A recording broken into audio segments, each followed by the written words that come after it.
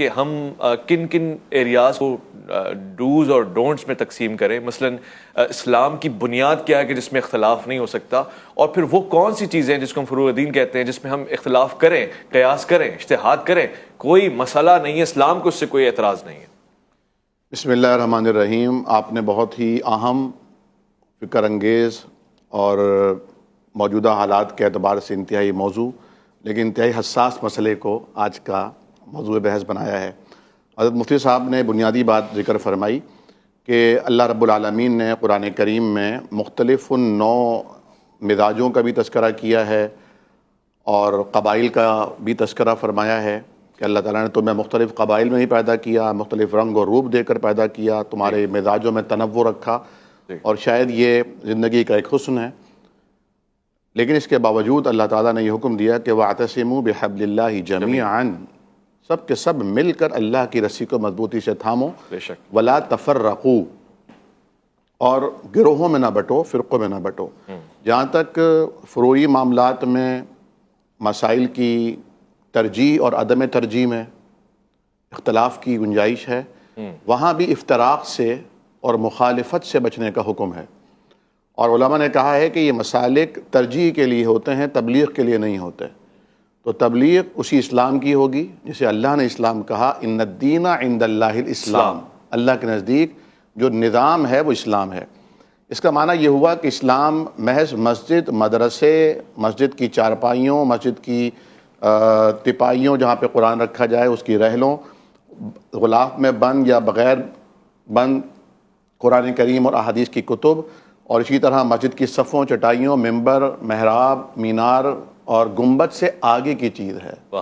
اسلام ایک نظام کی بات کرتا ہے جس کو الدین کہا گیا ہے.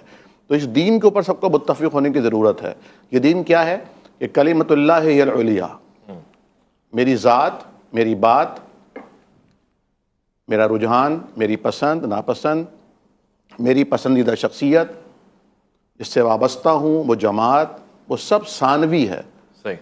العلیٰ جسے ترجیح دینی ہے وہ اللہ رب العالمین کا نام ہے, اللہ کے نبی اسلام کا پیغام ہے اور اسلام کا نظام ہے. اب ہمارے ہاں آج جو سچویشن ہے, جیسے کہ آپ نے ابھی انٹرو میں بہت خوبصورت بات کی کہ ہم اختلاف کا شکار ہوئے, گروہوں میں, فرقوں میں بٹے, اور پھر اب ہم گروہوں میں بٹ گئے ہیں, پھر انا آ جاتی ہے. سچویشن یہ ہے کہ ایک مسلک میں کئی مسالک کا وجود ہو چکا ہے, ایک جماعت میں کئی جماعتیں بن چکی ہیں, پھر خالصتاً ایک نظم میں کئی نظم چل رہے ہیں, ہر ملک کے اندر طرح طرح کی لابیز کام کر رہی ہیں. تو یہ ذاتی پسند اور ناپسند کا جو چکر ہے, جو ابلیسیت کا سلسلہ ہے. ابلیس کو کیا اختلاف تھا حضرت آدم سے؟ نہ کبھی بحث ہوئی, نہ کوئی مباحثہ ہوا, نہ کوئی گفتگو ہوئی, کچھ بھی نہیں, صرف ذاتی اناد. جی اور اس نے یہ بات کہی بھی, انا خیر منہ, میں اس سے بہتر ہوں. تو اللہ رب العالمین اسی کی جڑ کاٹی ہے. نبی کریم صلی اللہ علیہ وسلم جو نظام لے کر آئے تھے, جیسا کہ مفتی صاحب نے فرمایا, اس نظام کے تحت اوس اور خزرج جو سالہ سال بلکہ صدیوں سے, دہائیوں سے لڑ رہے تھے, انہیں اسی کلمے کی بنیاد پر جو کلمہ توحید ہے, وحدت کی لڑائی میں پرو دیا تھا. آج کلمہ وہی ہے, لیکن کلمہ پڑھنے والے متحد نہیں ہیں. بلکہ اس کی وجہ یہ ہے کہ کلمے کی روح, کلمے کے تقاضے پورے کرنے سے ہم قاصر ہیں. اقبال نے کہا تھا, چیمی گویم لا الہ بلردم کہ دانم مشکلات لا الہ را. مجھے معلوم ہے کہ لا الہ الا اللہ کہنے کے بعد میری پسند ناپسند کی کوئی حیثیت نہیں ہوگی. زبان سے کہہ بھی دیا لا الہ تو کیا حاصل, گر دل و نگاہ مسلمان نہیں تو کچھ بھی نہیں.